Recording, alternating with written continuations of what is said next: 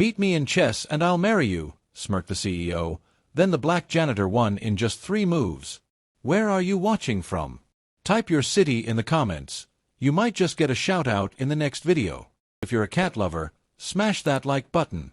If you're a dog lover, drop a comment below. Let's see which team wins.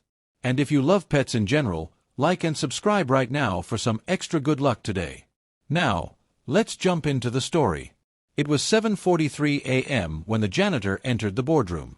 She moved quietly, mop in hand, wiping down the floors and polishing the table while the executives filtered in one by one, suited, cocky, coffee in hand.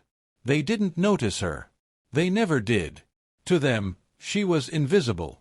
But not to Graham Sterling, the 42-year-old CEO of Sterling Dynamics, a billion-dollar tech firm with a reputation for arrogance and brilliance in equal measure. He noticed her. Not with respect, but with that smug smile he wore when he thought he was clever. "You like chess?" he asked as she wiped the last corner of the table. The woman, her name was Rosa, looked up briefly, surprised. "Yes." "I could tell," he said, gesturing to the small magnetic chessboard tucked in her janitor cart.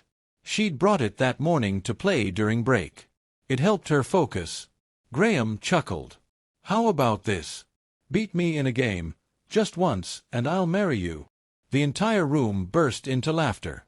Executives chuckled behind their laptops. The HR director snorted into her tea.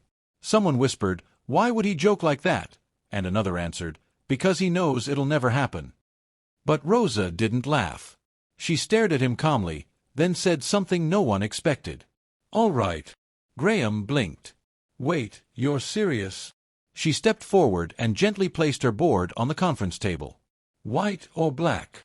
Now the room got quiet. The CFO leaned forward. The receptionist stopped typing. Even the interns crept into the corner to watch. Graham rolled his sleeves and sat down, smirking. "All right. Let's make this fast." And it was. 3 moves in, his king was cornered. His jaw clenched. "What the wait, no. Checkmate." Silence. Rosa leaned back slowly and said, "Guess you better go pick out a ring." Nervous laughter rippled through the room, but it was different now. They were confused. Stunned. And Graham. He looked like someone had unplugged him from reality. "Who are you?" he asked softly. But Rosa didn't answer.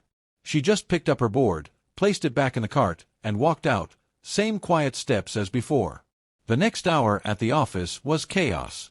Emails flew. Gossip spread. By noon, the entire company was buzzing about what had happened in the boardroom. Who was this janitor? How did she beat the CEO in 3 moves? Was it luck? It wasn't. What they didn't know was that Rosa Jennings had once been a world-ranked chess prodigy. Born and raised in Detroit, she'd been solving grandmaster puzzles by the age of 8.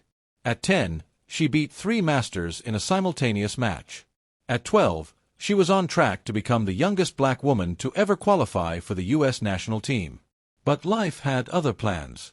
Her father died suddenly. Her mother got sick. With bills piling up and no sponsors willing to back a young girl from a poor neighborhood, Rosa dropped everything and went to work. First at a diner. Then at a factory. Eventually, cleaning offices. Chess became a private thing.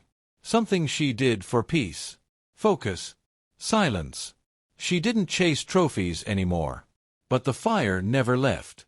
And when Graham Sterling smirked at her that morning, something old and sharp woke up inside her. He thought he was making a joke. She was about to teach him a lesson. That night, the board of directors called Graham into a private meeting. "Who is she?" they demanded. She's the janitor," Graham said. "I didn't think." "You didn't think," the board chairman repeated, furious. "She made you look like a fool in front of a dozen staffers and half the admin team. We've already had 3 complaints." "But it was a joke." "She beat you. Publicly. With no effort. And now the internet's calling her the queen of checkmate. You're trending, for the wrong reasons. Because yes, someone had filmed it. And posted it. And by the end of the day, Rosa's 3-move takedown had 2.6 million views and counting. Comments flooded in. Bro got folded by the janitor's skull. She didn't say a word, That's the real checkmate.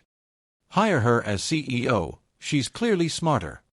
The next morning, HR approached Rosa in the break room. We want to offer you something, they said. She looked up, cautious. An official position. Strategy advisor. Chess-based logic training.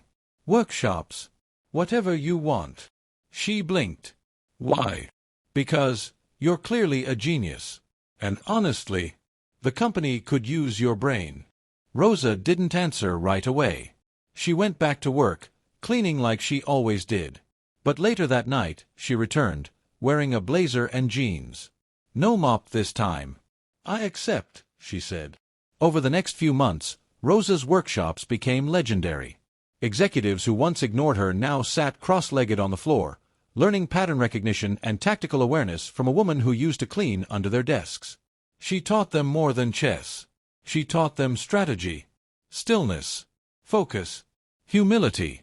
Graham, meanwhile, quietly stepped down from the CEO role. The board had strongly recommended it. He never mentioned the proposal again. As for Rosa, she didn't marry him, but she did get her own office, with a glass chessboard in the center and a plaque that read, "Respect is never a joke." One day, a reporter asked her, "Why didn't you brag?